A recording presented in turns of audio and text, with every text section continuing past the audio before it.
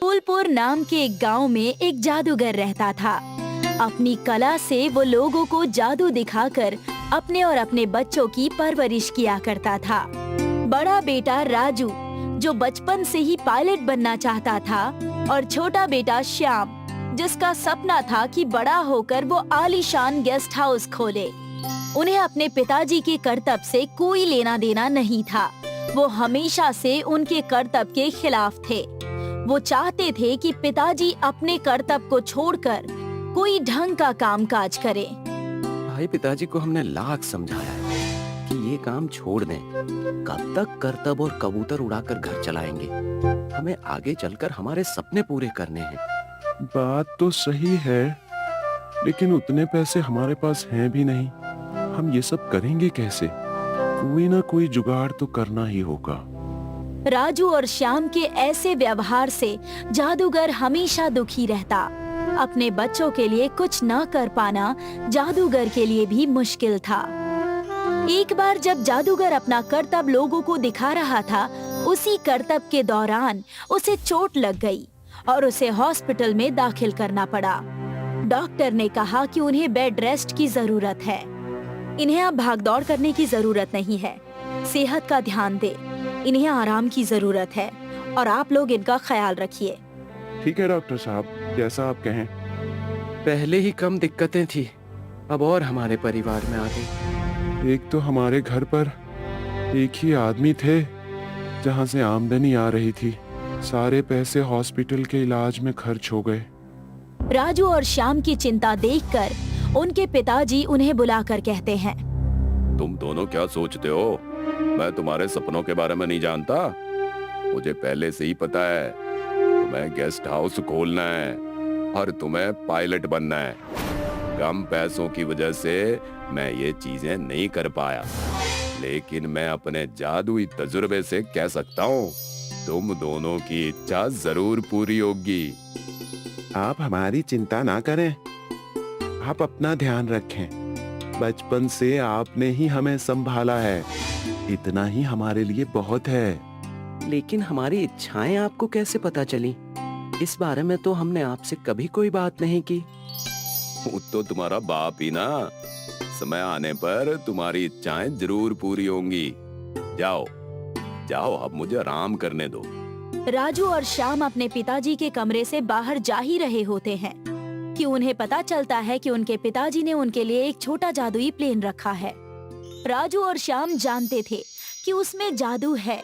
दोनों भाई जादुई एरोप्लेन लेकर खुले मैदान में जाते हैं और वहां जाकर देखते हैं। शायद इस मैदान में कुछ काम बने। एरोप्लेन यहाँ रख दो और जादू देखो। राजू ने जैसे ही एरोप्लेन जमीन पर रखा, देखते ही देखते एरोप्लेन पूरे मैदान में आ गया। अरे वाह, तुम्हारा काम तो पूरा हो गया। जरूर पिताजी ने मेरे बारे में भी कुछ सोचा होगा। इससे हम व्यापार करेंगे। विदेशी लोगों को हमारे गांव में विमान से लाकर उसका उपयोग करेंगे। मुझे तो यकीन ही नहीं हो रहा है। हमारा कारोबार बहुत चलेगा अगर हम इसे चला पाए तो। ठीक वैसा ही हुआ।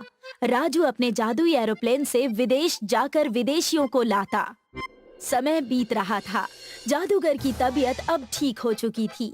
अपने बच्चों को खुश देखकर वो बहुत खुश था और एक दिन अपने बच्चों के एरोप्लेन के चक्कर लगाने के लिए जादूगर चला जाता है। अरे वाह राजू बेटे, तुमने तो बहुत अच्छा व्यापार संभाला हुआ है।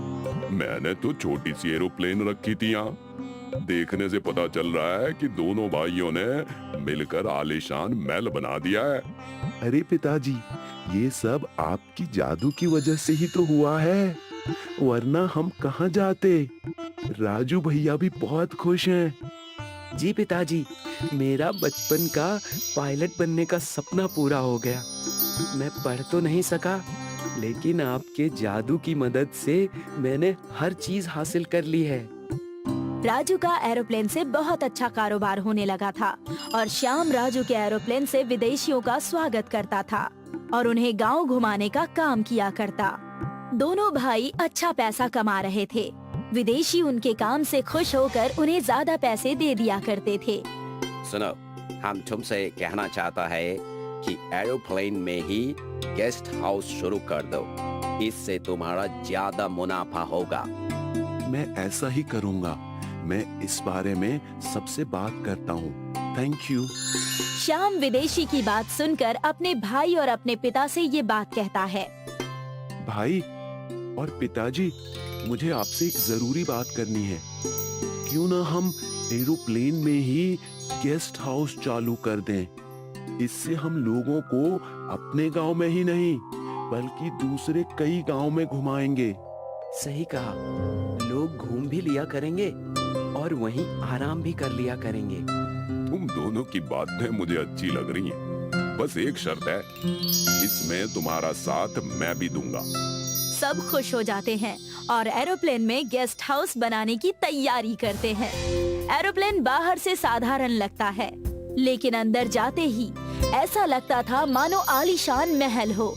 लोग एरोप्लेन गेस्ट हाउस पर खूब मजे से सवारी करने लगे। देखा, मैंने कहा था ना, इससे तुम्हारा व्यापार बहुत अच्छा हो जाएगा। धन्यवाद। मुझे नहीं लगा था कि मेरा गेस्ट हाउस खोलने का सपना कभी सच हो पाएगा। इसलिए हमने तय किया है। क्या? मुझे भी बताओ। हमारे परिवार ने तय किया है कि आने वाले पूरे 1 साल तक तुम्हें हम फ्री में घुमाएंगे और अपने एरोप्लेन गेस्ट हाउस में फ्री में रहने देंगे।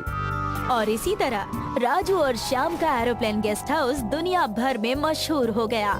लोग बहुत दूर दूर से उनके पास आते और उसका आनंद लेते, और वो विदेशी आदमी भी उनके रंग में रंग गया था।